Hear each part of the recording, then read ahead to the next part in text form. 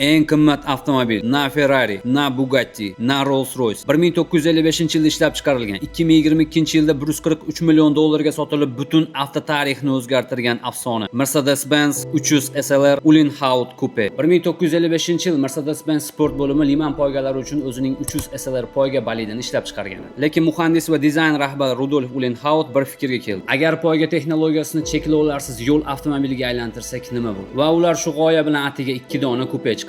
Magniy qotishmali ultra yengil kuzov. Bu po'latdan ancha yengil, lekin ancha kuchli. Natijada afsonalik darajada yengil va qattiq konstruksiya. Eng yodda qoladigan jihati galving, ya'ni qanotdek ochiladigan eshiklar. Ramasi shunchalik baland va qattiq ediki, oddiy eshik qo'yib bo'lmasdi. Ichida esa lyuks yo'q. Teri, yog'och yoki bezak emas. Metal analog asboblar va minimalizm, chunki bu mashina haydash uchun, namoyish uchun emas. Bu avtomobil sizga o'sha davrda injenerlar qanday fikrlaganini ko'rsatadigan jonli hujjat. Dvigatelli poyga texnologiyasining toza shakli, 3 litrli 8 silindrli atmosferali motor, 300 dan ko'p ot kuchi. 1955-yil uchun bu raqamlar haqiqiy fantastika. Eng qizig'i, motor oldi qismdan orqa tomonga surib joylashtirilgan. Bu qaror bilan injenerlar og'irlik muvozanatini yaxshiladi, boshqaruvni aniq qildi va yuqori tezlikda barqarorlikka erishdi. 1955-yilgi liman poygasida 300 SLRning poyga versiyasi ishtirokida yirik halokat sodir bo'ldi. Ma'lumotlarga qaraganda 80 dan ko'p tomoshabin halok bo'ldi va bu avtosportdagi eng qonli fojialardan biri bo'ldi. Shundan keyin esa Mercedes avtosportni tark etdi va shu kundan boshlab bu avtomobil omma uchun yopildi. 2022-yilga kelib esa bu avtomobil auksionga chiqdi va 143 million dollarga sotildi. Shu bilan u nafaqat Mercedesning, balki butun avto tarixining eng qimmat avtomobiliga aylandi. Bu videoni Mercedes fanatlariga yubordim.